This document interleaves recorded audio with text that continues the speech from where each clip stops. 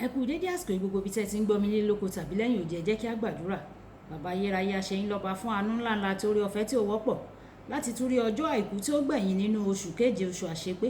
Ìyìn àti ọlá àti ògo ni fún orúkọ mímọ́ yín o, fún àánú àti oore ọ̀fẹ́ tí ẹ fi pa wá mọ́, tí ẹ fi mú wa wà láyé, mú wa wà láàyè. Ọ̀rọ̀ náà tí a ò gbọ́ lè ní kó ṣe ayé àtọkàn wa ní rere, kó má ṣe lòdì sí wa ní ọjọ́ ìdájọ́ o. Tó tí a gbàdúrà ní orúkọ Jésù Kristi Olúwa wa, àmín àmín orúkọ Jésù. Ìwé ọ̀run ṣíṣí tí a ti ọwọ́ olùṣọ́ àgùntàn Enoch Adéjàre Adébóyè kọ. Èní ọjọ́ àìkú, ọjọ́ kejìdínlọ́gbọ̀n oṣù keje. Àkòrí tí ẹ ó gbéyẹ̀wò sọ wípé jíjẹ́ àtẹ̀lé rere apá kẹrin.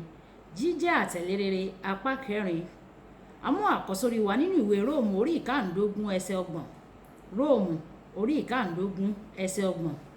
Mo sì bẹ̀ yín ará, nítorí Olúwa wa Jésù Kristi àti nítorí ìfẹ́ ẹ̀mí, kí ẹ̀yin kí ó bá mi látọkàntọkàn nínú àdúrà yín sí Ọlọ́run fún mi.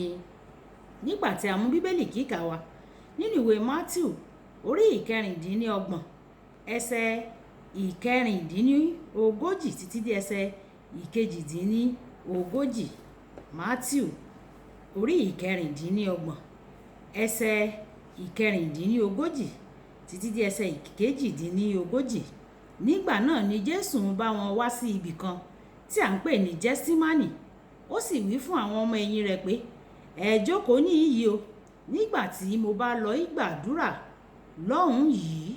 Ó sì wí fún Pétérù àti àwọn ọmọ Sébédè méjèèjì pé, ó sì bẹ̀rẹ̀ sí banújẹ́ o, ó sì bẹ̀rẹ̀ sí ní rẹ̀wẹ̀sì o. Nígbà náà ni ó wí fún wọn pé, ọkàn mi bàjẹ́ gidigidi títí dé ikú o. Ẹ dúró níhìn-ín kí ẹ sì máa bá mi ṣọ́nà. Kí Olúwa kó bùkún kíkà àti gbígbọ́ ọ̀rọ̀ rẹ̀. Wàyí ẹ tẹ́tí bẹ̀rẹ̀ jẹ́ láti gbọ́ ohun tí olùṣọ́ àgùntàn Enoch Adéjàre Adébóyè ní fún wa ní èní ọjọ́ àìkú.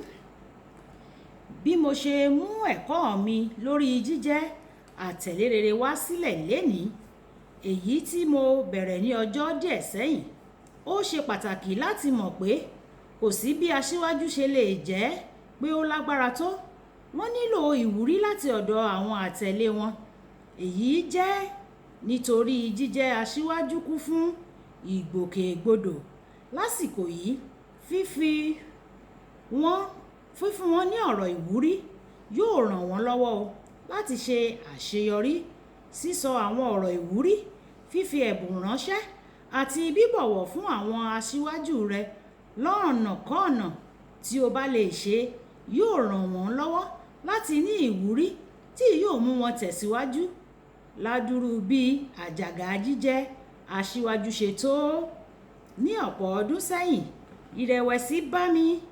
Mo ṣẹ̀ṣẹ̀ fi iṣẹ́ olùkọ́ mi sílẹ̀ ni, tó ń mú owó gidi wá sílé fún mi láti di alábòójútó gbogbogbò ìjọ, tí mo sì ti fẹ́rẹ̀ẹ́ lo gbogbo àsìkò mi láti gbàdúrà fún àwọn ènìyàn àti láti kọ́ wọn. Àjàgà púpọ̀ wà lọ́rùn mi, síbẹ̀ ó dàbí ẹni wípé ẹnikẹ́ni kò mọ rírì akitiyan mi. Lọ́jọ́ kan, ìrẹ̀wẹ̀sì bá mi gidigidi. Ipò mi gẹ́gẹ́ bí alábòójútó gbogbogbò ó sì sún mi. Lẹ́yìn náà, oorun kan gbé mi lọ nínú ọ́fíìsì mi.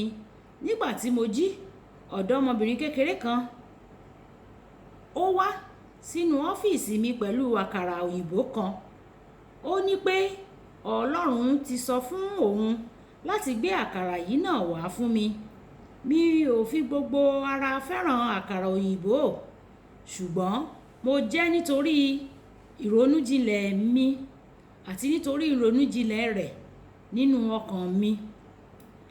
Nígbà tí Ọlọ́run bá fi ọ́ lọ́kàn, tó bá fi sí ọ lọ́kàn láti ṣe nǹkan láti fún àwọn aṣíwájú rẹ ní ìwúrí, jọ̀wọ́ má ṣe tẹ̀tì ní ṣíṣe bẹ́ẹ̀ o. Ó lè jẹ́ ìyàtọ̀ láàrin bíbọ̀wọ̀n aṣíwájú náà tàbí títẹ̀síwájú nínú iṣẹ́ rẹ̀ ni. Àtẹ̀lé rere yóò máa gbìyànjú nínú gbogbo ọ̀nà láti mú kí wàhálà aṣíwájú dínkù, kì í ṣe kí ó máa fi kún làálàá wọn. Ènìyàn bíi tìrẹ ni àwọn aṣíwájú náà. Wọ́n máa ń kojú ìpèníjà gẹ́gẹ́ bí tìrẹ náà.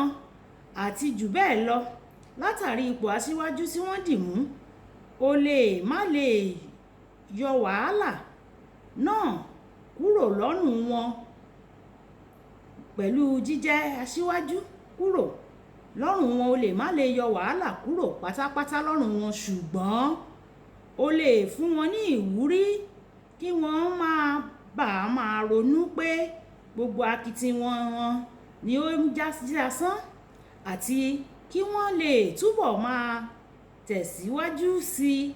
Ní ọdún díẹ̀ sẹ́yìn ìrẹ̀wẹ̀sì bá mi gidigidi ṣùgbọ́n ohun tí ó ràn mí lọ́wọ́ láti dìde àti láti tẹ̀síwájú ni àtẹ̀jíṣẹ́ ọ̀kan nínú àwọn ọmọbìnrin mi nínú Olúwa.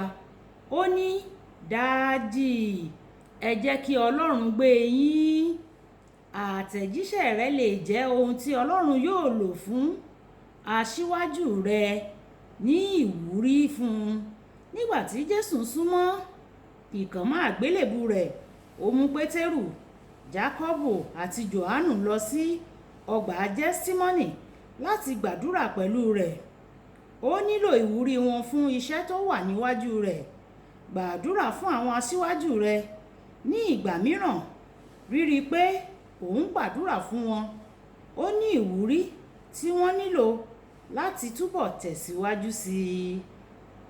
Kókó ọ̀rọ̀: fi àtẹ̀jíṣẹ́ ránṣẹ́ tàbí kí o ra ẹ̀bùn fún aṣíwájú rẹ lónìí láti fún wọn ní ìwúrí fún gbogbo iṣẹ́ tí wọ́n ń ṣe àti àwọn àjàgà tí wọ́n ń gbé. Ẹ jẹ́ ká sọ pé bàbá mi, Olúwa, gbogbo àwọn tó jẹ́ aṣíwájú wa, Olúwa ẹ jọ̀wọ́ ẹ bá wa gbé wọn ní ọwọ́ ọ̀tún òdodo yín. Olúwa, oore ọ̀fẹ́ láti máa fún wọn ní ìwúrí láti ọwọ́ àwa tẹ̀lé. Olúwa, yọ̀ǹda rẹ̀ sí ayé wa. Àdúpẹ́ nítorí tí ẹ ti gbọ́ o. Ògo ni fún orúkọ mímọ́ yín. Olúwabùkọ́lá Ayako ní orúkọ mi. Ẹ máa bá mi like, ẹ máa share, ẹ máa comment nípa ẹ̀ kí àwọn ènìyàn lè jẹ àǹfààní ọ̀run ṣíṣí Yorùbá. Kí Olúwa kó wà pẹ̀lú yín. A kú iṣẹ́ ìsìn ní. Ó dàbọ̀.